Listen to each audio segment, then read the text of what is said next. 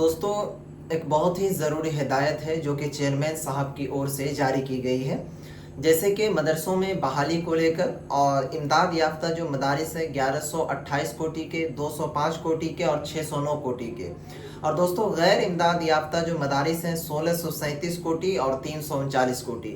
इन सभी चीज़ों से संबंधित जो है चेयरमैन साहब की ओर से एक बहुत बड़ी इंफॉर्मेशन दी गई है, जिनको कि आप लोगों को जानना भी ज़रूरी है और समझना भी ज़रूरी है। आइए दोस्तों, आपको हम बताते हैं। चेयरमैन साहब ने आदेश दे दिया है, अगर आप उस आदेश का पालन नहीं करते हैं तो आपके ऊपर चेयरमैन की जानिब से या फिर कानूनन जो है आपके ऊपर कार्रवाई की जा सकती है।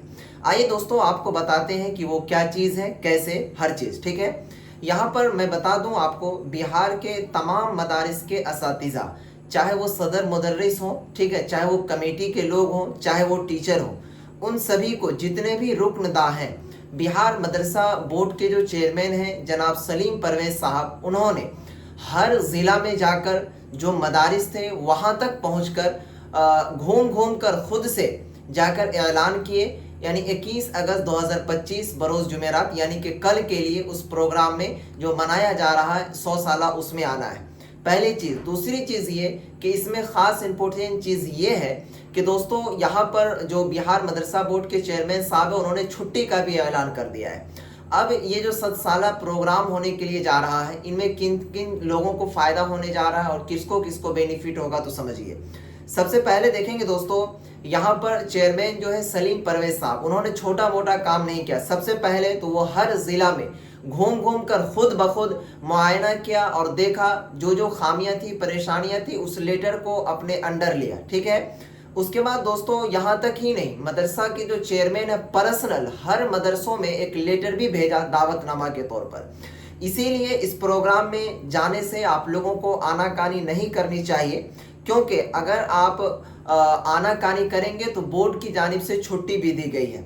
अब देखिए, इसमें जाने के क्या क्या बेनिफिट हैं, क्या क्या पहलू है जो कि चेयरमैन साहब ने बताया। सबसे पहला पहलू देखेंगे, जैसे 1637 मदरसे हैं, उसके बाद 339 कोटि के जो मदरसे हैं, ठीक है, जिसको के अब तक ग्रांट की मंजूरी नहीं मिल पाई है, इसको मंजूरी देने से संबंधित बातचीत चलेगी। अब किसके सामने, किसके समक्ष चलेगी, क्योंकि वहाँ पर जो है उस 100 साला प्रोग्राम में बिहार के मुख्यमंत्री जनाब नीतीश कुमार भी शामिल होंगे और आ रहे हैं। और दोस्तों, आपको मैं बता दूं कि जो बिहार के शिक्षा मंत्री हैं वो भी वहाँ पर उपस्थित होंगे, मौजूद रहेंगे।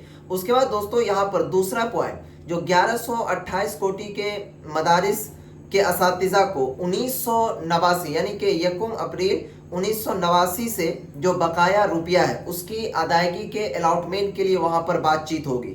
उसके बाद दोस्तों, जो तीसरा पॉइंट है कि 1128 कोटि के मदारिस के जो हिफाज़ कराम की तनख्वाह है, ठीक है, उसमें सुधार हो सके, इससे संबंधित वहाँ पर बातचीत की जाएगी।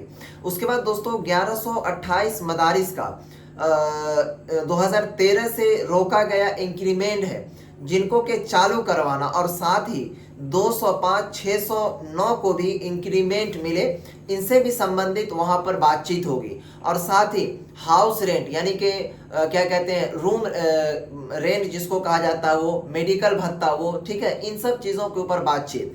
उसके बाद दोस्तों, चौथा पॉइंट कि 1128 ज़मरे के जो मदारिस हैं और वो पुराने जो मदारिस के हुफ़ाज़ कराम हैं, उनको EPF स्कीम का फ़ायदा मिले। और दोस्तों, यहाँ पर 10वां पॉइंट है, ठीक है, और ये वेरी वेरी इंपॉर्टेंट पॉइंट, चौथा आप इसे 5वां मान सकते हैं और शुरू से गिनती करेंगे तो ये 10वां पॉइंट होगा कि मदारिस में बहाली का जो पोर्टल बना है, इसको चालू करके मदरसों में बहाली करे, ताकि जो मदरसे में ताले लग गए हैं या फिर जो मदरसे बंद होने के कगार पर हैं, उनमें दोबारा फिर से किरण की रोशनी जागे।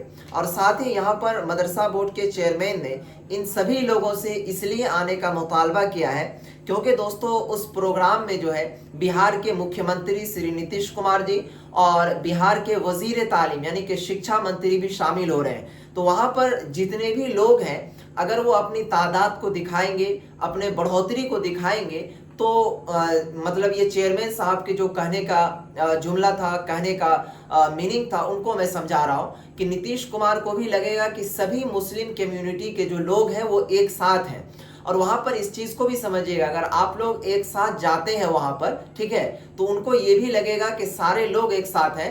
अगर हम इनके काम को कर देते हैं, जैसे बहाली का प्रोसेस वगैरह ये सारा चीज कर देते हैं, तो एक मुश्त वोट जो हमको मिल जाएगा। अगर वहां पर वो नहीं करेंगे तो फिर वो वोट उसका कटेगा।